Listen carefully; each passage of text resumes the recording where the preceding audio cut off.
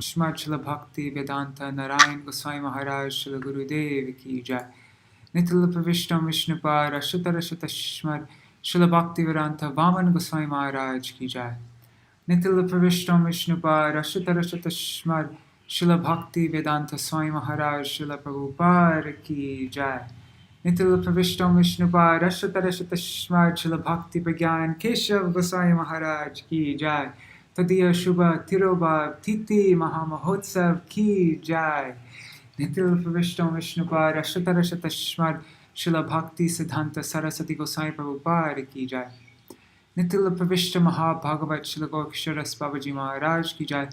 Nitila Pravishta Śrīla Saccharanda Bhakti Vinod Thakur Ki Jai. Nitila Pravishta Vaishnav Sarva Bhoma Śrīla Jagannath Das Babaji Mahārāja Ki Jai. Shri Rupanu Gauḍīya Guru Varga Ki Jai.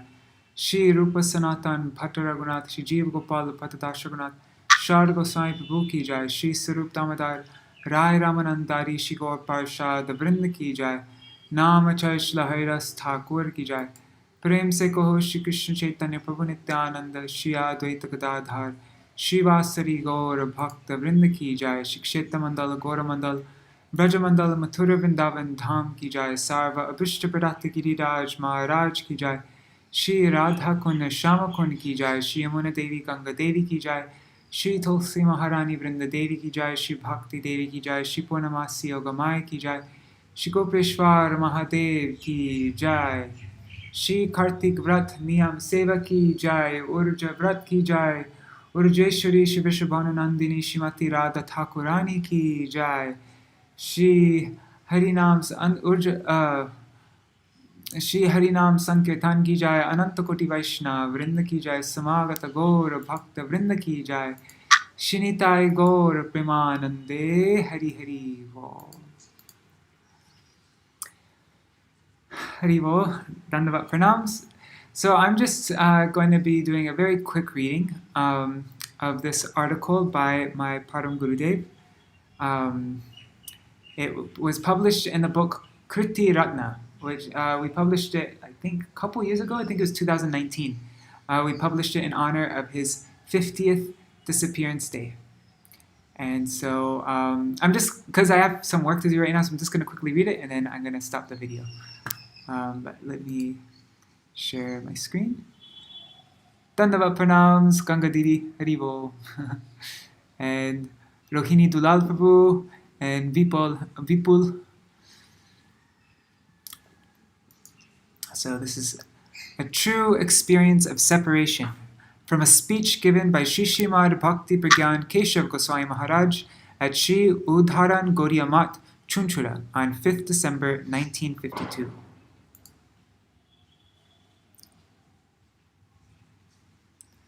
Appearance and disappearance have the same purpose.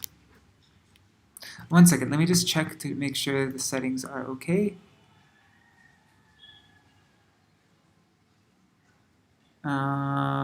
Audio input. I think this is the better one, right? Testing, Haribo. I don't know, whatever. I think you can hear me, right? Let me know if the sound is bad. Appearance and disappearance have the same purpose. The Vaishnavas' appearance in this world and their disappearance from it are one and the same. Both their arrival in this world and departure from it signify their mercy. Compelled by mercy, they come to this world, and it is for mercy's sake that they also leave it. All of the activities of Vaishnavas are imbued with mercy. Vaishnava charitra sarvada pavitra.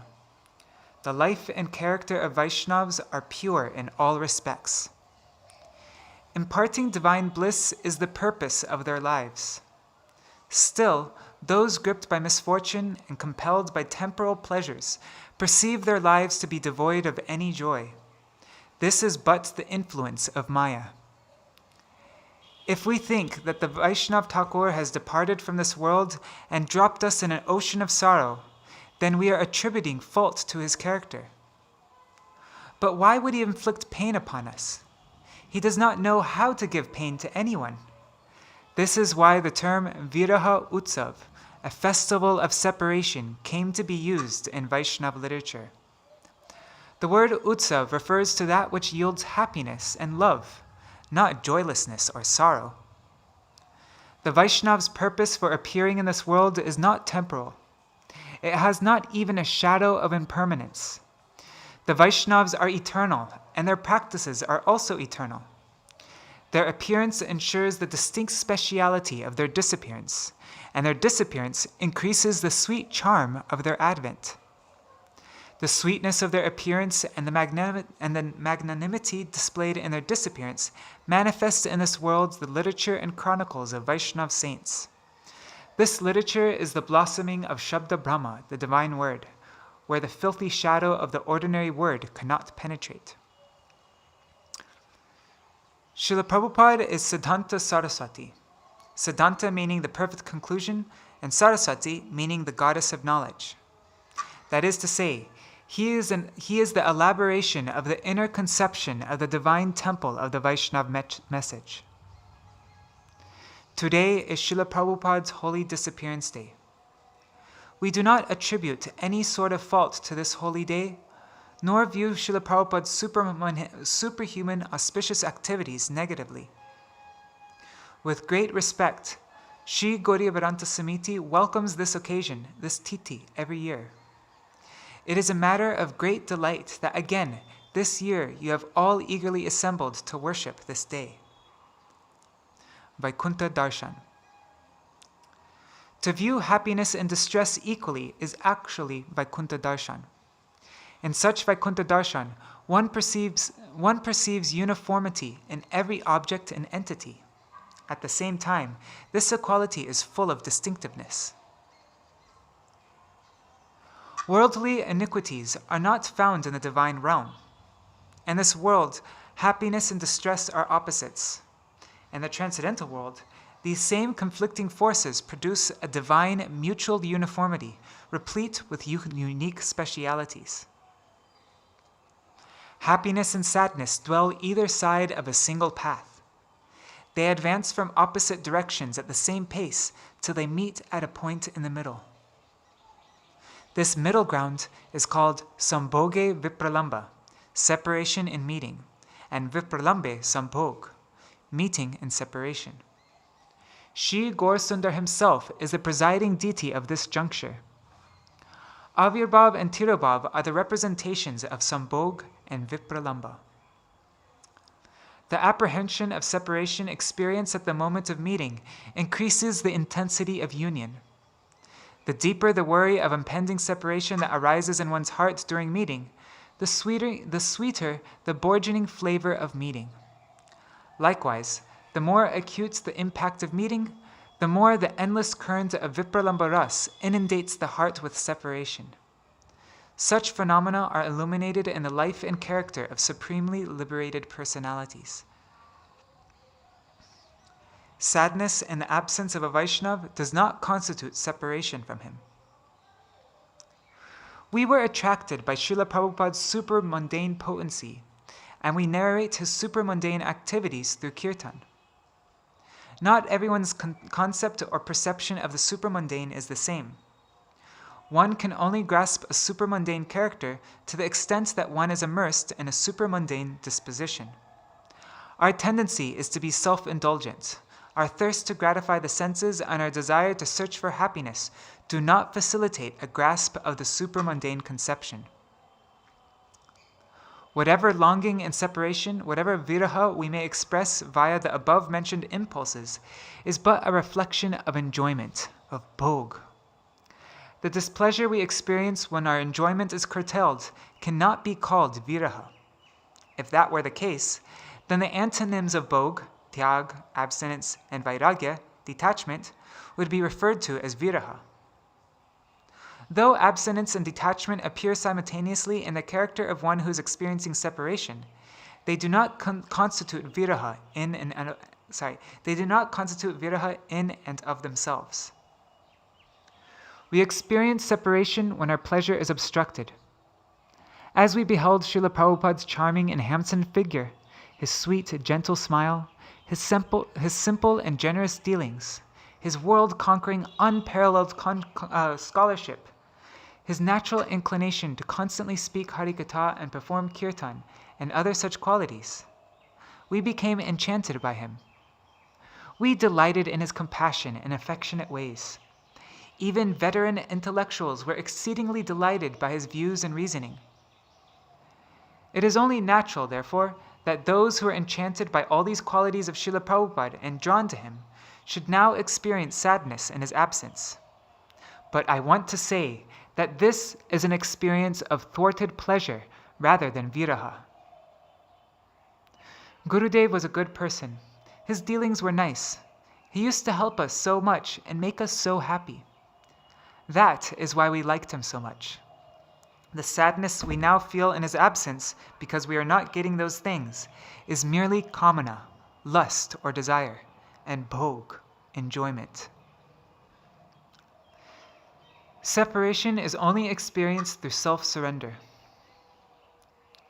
From the moment of our birth, we carry out our life according to various notions of good and bad as dictated by our previous karma. We derive much of this conception of morality from our atmosphere and environment. From this assortment of acquired tendencies, we create certain perceptions of sainthood. Which in reality are not sainthood. Sainthood is determined by service attitude. As long as there is service, as long as there is seva, there is devotion, bhakti. The mundane atmosphere and environment have no authority over bhakti or seva. The moment Srila Prabhupada saw a tendency for devotion or service in a person, he would reveal his identity to him. Otherwise, his identity was always concealed from the external world. The dominant characteristic of bhakti is sharanagati, or surrender.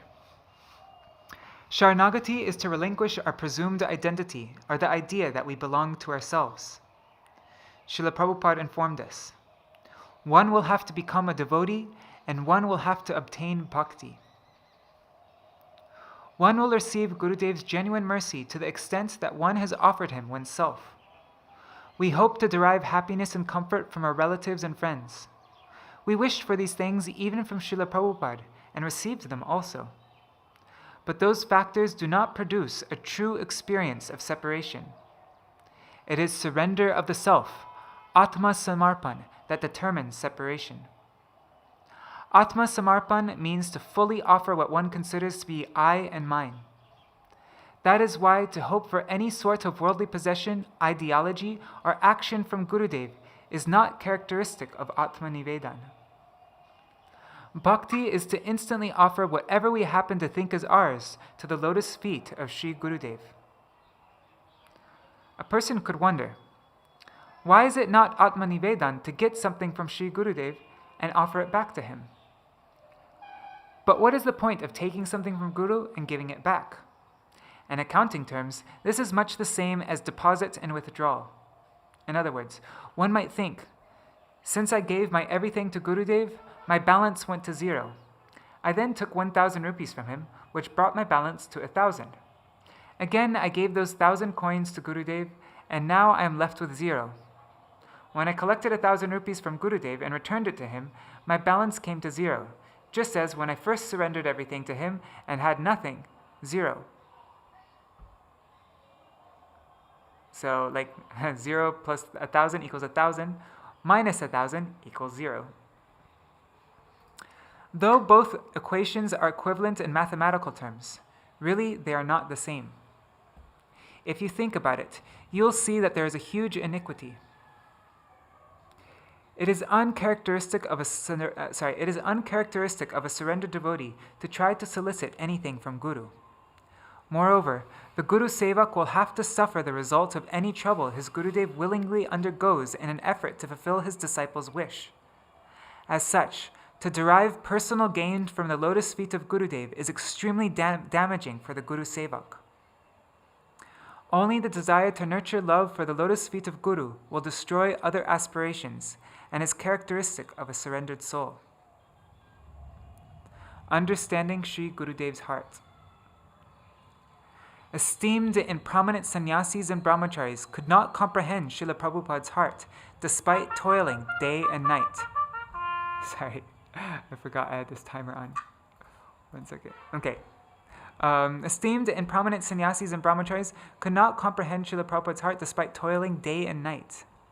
We had the opportunity to witness this during his manifest presence. How can one ever understand the heart of a supramundane personality without even considering the consciousness needed to do so? The Guru Sevak's exclusive duty is to proceed in accordance with what is on Gurudev's mind. We might think, Gurudev has a dire lack of funding and needs a great deal of manpower. If somehow or other we collect some money and give it to him, we may be able to grasp Srila Prabhupada's mind. Or we conclude, festivals require a great deal of physical labor, so only if we exert ourselves physically day and night in preparing a festival will we be doing service. But if money and manpower cannot complete an immortal personality's efforts to serve Krishna, then how can they enable us to comprehend Gurudev's mind? To grasp Gurudev's mind, one will have to identify his deepest independent inner desires and render all sorts of services accordingly. Only those who had the opportunity to flawlessly contemplate his deepest service dispositions during his manifest present are truly blessed. Imposing our own presumptions of what constitutes Sri Guru Pad Padma's service will never be considered service. Whatever effort we make under the assumption that our perspectives are one with Gurudev's does not constitute service, but rather a kind of autosuggestion. There is no point in imposing notions that belong to the terrestrial world on the transcendental world. By striving to do so, we deviate from the true path. Indications how to truly serve manifests in the Sevak's heart from the realm of Vaikuntha. While assuming a proclivity to enjoy, whatever efforts we exhibit to serve are rooted in a desire for sense gratification. And if we try to check those tendencies, a sense of detachment sprouts that is mundane. This does not slightly constitute actual service. During Srila Prabhupada's time, we had the opportunity. This is such an important. I'm just going to highlight this. During Srila Prabhupada's time, we had the opportunity to witness the fact that one cannot satisfy Gurudev's mind even by laboring tirelessly day and night with simple-hearted intent. Only if someone who understands the difference between Sri Gurudev's internal instructions and his external instructions, or his worldly guidance, and acts accordingly, only that person can attain true auspiciousness.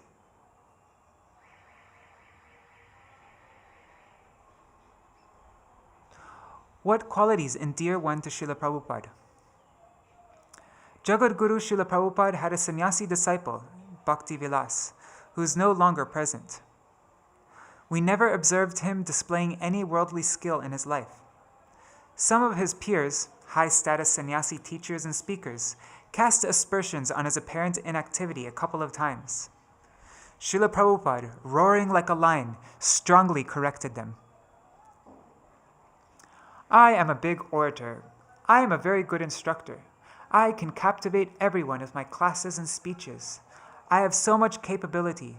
So many people are coming to the Maṭha due to my lectures. I am therefore prominent and a dear disciple. Srila Prabhupada never considered those with such a mentality to be exalted servants. The aptitude for bhakti is something else. It is only attained by extreme good fortune.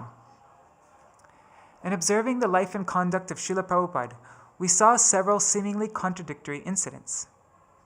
We saw that someone conversant in all the scriptures, adored by scholars, and the veritable son of philosophical truths, had accepted a completely illiterate personality as his guru.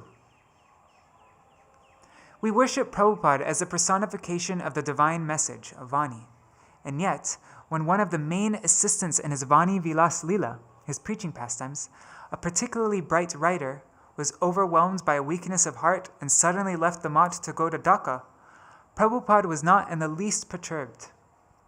On the other hand, he had become extremely anxious if one of his servants, whose name was Prajñāna, and who happened to be illiterate, went out of his sight for even a moment. This seems quite startling and perplexing, but in reality, it is not, even slightly. These interactions reveal the full current of the nature of bhakti. Unlimitedly greater than service to Prabhupada by moving a pen, which brought about a revolution in the world, is the service propensity of an illiterate person's heartfelt affection for him. The root fiber of the aptitude for bhakti is attachment to the lotus feet of Sri Guru. The characteristics of service to Guru. We have seen many exhibit great enthusiasm for reading from the scriptures, performing kirtan, delivering lectures, writing essays and articles, and publishing books, because a hankering for material gain, worship, and prestige corrupted their minds. If, in the course of serving Sri Guru, we fail to receive something in return, at least some praise and prestige, then we stop serving him. In the name of wanting encouragement from Gurudev, we forever hanker for prestige.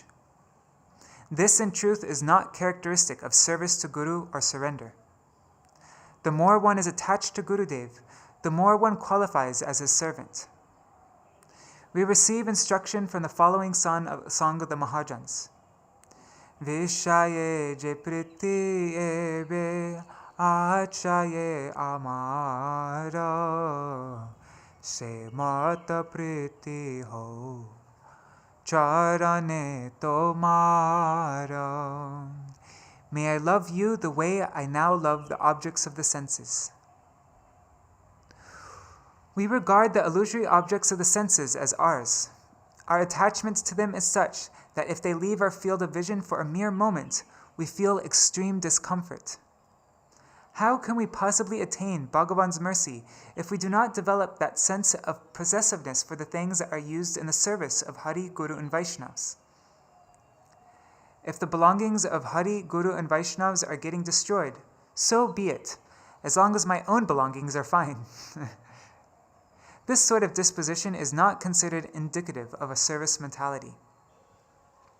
A true servant of Hari, Guru, and Vaishnavas thinks, let all the resources of this illusory world go to ruin.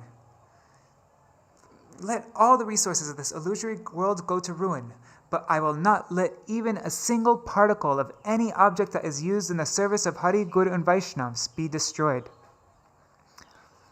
Complete and incomplete objects.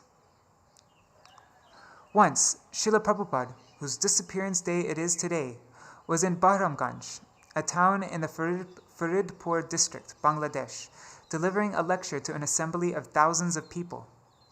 He said, I can support the destruction of millions of conditioned souls in order to protect a single cowrie belonging to Bhagavan. And a cowrie is a shell formerly used as currency and of minimal value. So let me read that again. That's such a bold statement.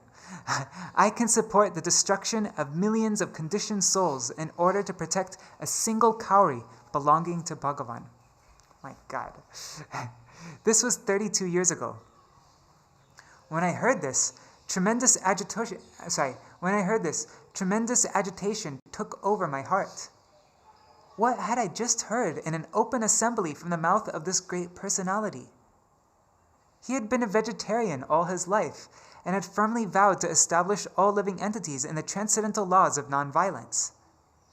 This struck me as extremely revolting, but in truth, it was a profound statement that captured the essence of the Vedas, Vedanta, and Upanishads. Books dealing with mathematics state that +1 is greater than minus any large amount or infinity.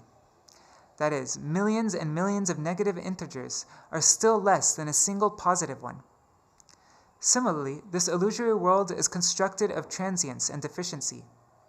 Therefore, it is always a negative quantity. On the other hand, the transcendental realm beyond this earth is whole. In that place, a single grain of sand is whole and complete. No illusory deficiency can enter that realm. It follows then that a single cowrie belonging to Hari, Guru and Vaishnavas is a whole and complete object, and infinitely greater than billions and billions of imperfect entities in this destitute material realm. Indeed, this teaching has been verily exhibited in the supermundane life of one from the transcendental world. There is no shortage of correlations of this truth in this world either. A king or a nation does not hesitate to sacrifice the lives of hundreds of thousands of soldiers to fulfill his own aims. Commanders and soldiers sacrifice their very lives to fulfill their leaders' wishes. Love for the Vaishnavas and service to them. Just see what the life of a soldier entails. For a meager monthly stipend that facilitates a bit of fleeting mundane pleasure for his spouse, children, parents, siblings, and friends, he is ready and willing to relinquish his own life. In a moment, he can abandon the love and attachment of his mother, father, and relatives, and is determined to give his life. To what extent do we do that for Sri Hari, Guru, and Vaishnavas? The love of sadhus, Guru, and Vaishnavas affords us the wealth of true happiness for all time. Yet we are not prepared to accept even a drop of difficulty for their sake, not to speak of giving up our life for them. Is this the sign of a servant of Hari, Guru, and Vaishnavas?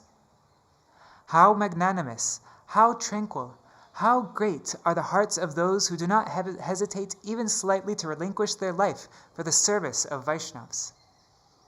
At the moment of truth, we can assess how much love a sevak has for Hari, Guru, and Vaishnavas. If someone among us were to contract a contagious or infectious disease, we would realize the extent of our love for Vaishnavas. We would not think twice before immediately abandoning that Vaishnava and going as far away as possible for fear of contracting the disease or losing our own life, thus revealing the degree of our attachment to this package of pus, blood, and flesh, which today or after 100 years will certainly perish. We are always saying in discourses, recitations, and kirtan that this body is nothing and that this mind is nothing. But in reality, that is all we deem important. If what we say is not matched by what we do, then we are wasting our words and misleading people. And what is the use of that? Adherence to the truth is a preeminent quality of a Vaishnava. We are always saying that we must give our life to the Vaishnavas. We must offer our everything to the Vaishnavas, and whatever we do, we must do for the service of Vaishnavas. Will all this remain confined in a mere arrangement of words? Once a person... One second.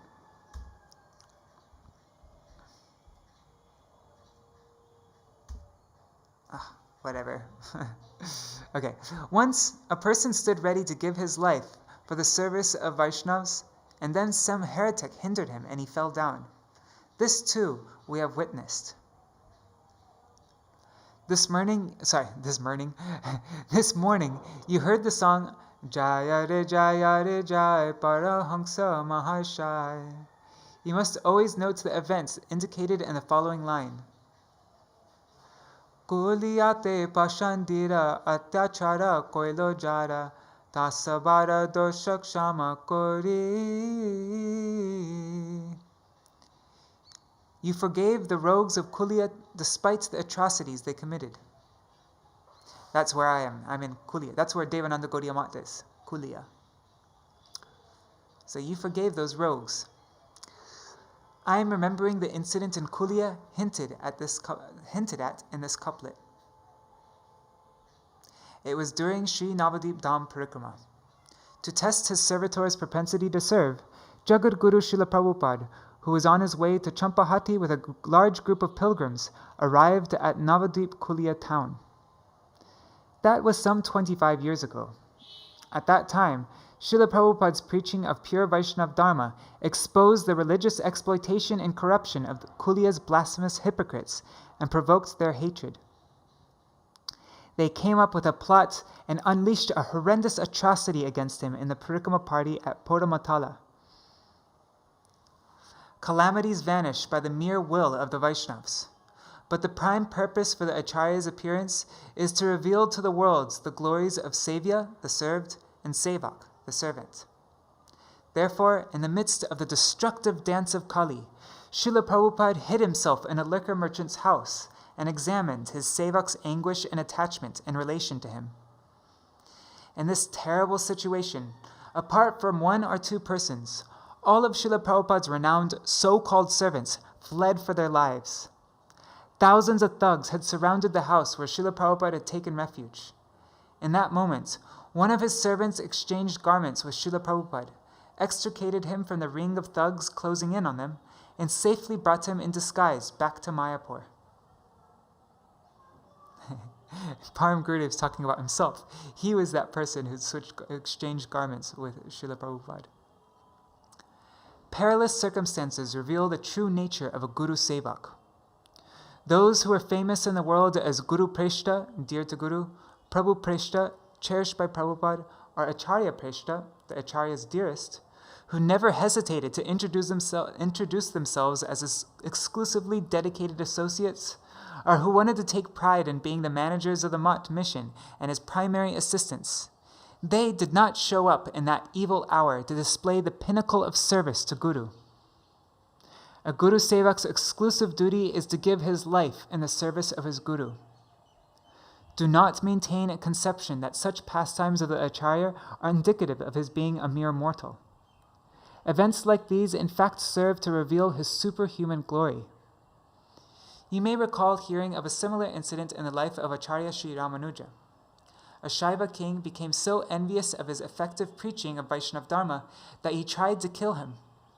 Acharya Sri Ramanuja's devoted and prominent disciple Acharya Kuresh then saved his guru's life by disguising Sri Ramanuja in the clothes of a lady. Similarly, Acharya Shankar was once attacked by a Kapalik sect, but Acharya Padmapada protected him.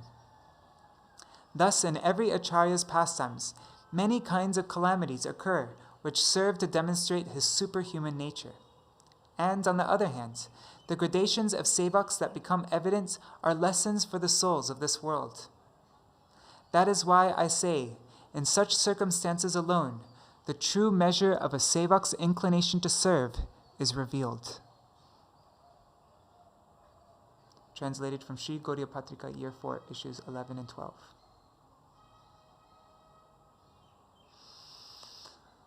Oh, such an important article, class. These are one of those kinds of articles that you just have to keep on revisiting and reading again and again. I just want to read one sentence here that was really inspiring for me. I shared it on Facebook a few times actually, but it's right here. You might have seen it.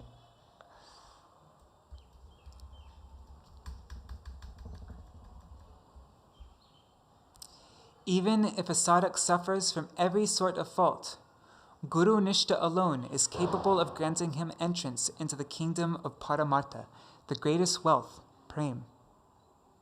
In the absence of Guru Nishta, however, all good qualities combined cannot help a sadhak reach the realm of Paramartha. As such, Guru Nishta is the cornerstone in the attainment of divine love for Krishna.